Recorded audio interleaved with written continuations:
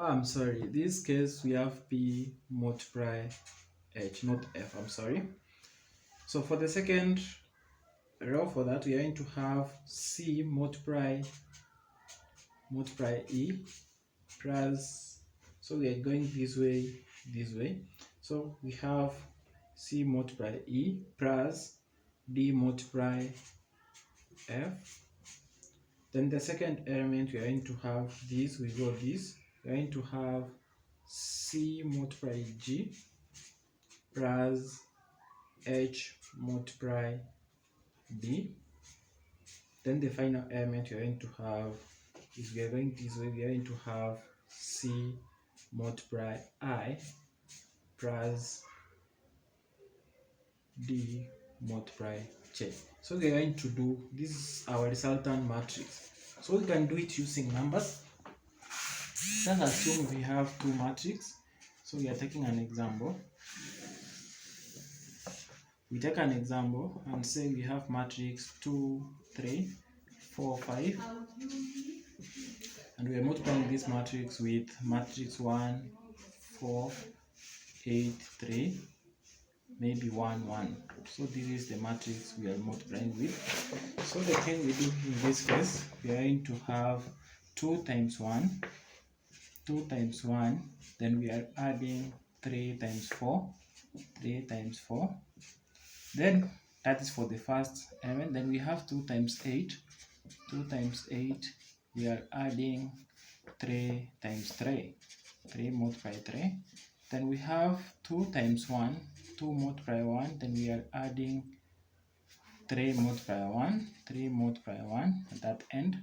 Then for the second row, we are going to have 4 times 1, 4 multiply 1, then we are adding to 5 multiply 4. Then for the second element, we are going to have 4 multiply 8, 4 times 8, then we have plus 5 times 3. Then we are going to have 4 times 1 plus 5 times 1. So when we are going to find out, we are going to have this 2 times 1 is going to be 2, plus this 3 times 4, we have 12. Then we have 2 times 8, which is 16. We are adding 3 times 3, that's 9. Then we have 2 times 1, which is 2, plus 3 times 1, which is 3. Then we have 4 times 1, which is 4. Then we are adding 5 times 4, which is 20. Then we have 4 times 8, which is 32. And we are adding 5 times 3, which is 15. Then we have 4 multiply 1, which is 4. And then we have 5 multiply 1, which is 5. And in that case, we are going to have, this is going to give us 14. This is going to give us 25. This is going to give us 5. This is going to give us 24. This is going to give us 47. And this one is going to give us 9. So you can realize that we have how many rows? We have 2, and the columns are 1, 2, 3. So we are resulting with a 2 by 3 matrix. So that is when we do what we call multiplication of matrices.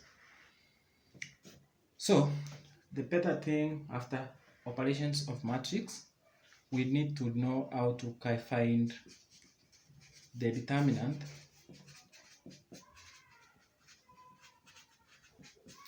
of a matrix. The determinant of a matrix. So let us talk about a 2 by 2 matrix.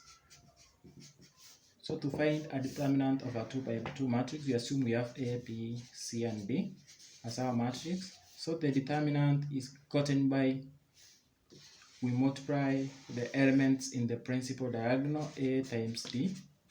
Then we subtract the elements in the other diagonal, this one. So we have C times B. So assuming we have a matrix of 4, 5, 6, 10. So to find the determinant, it's going to be given by 4 times 10, which is 4 times 10. We subtract 6 times 5. So we have take the principal diagonal, then we subtract the other diagonal, which is going to be 40 minus 30. So our determinant is 10. However, this will not be the case. We will be having cases of a 3 by 3 matrix. So So when you're given a 3 by 3 matrix, you have A, B, C, D, E, F, G, H, I.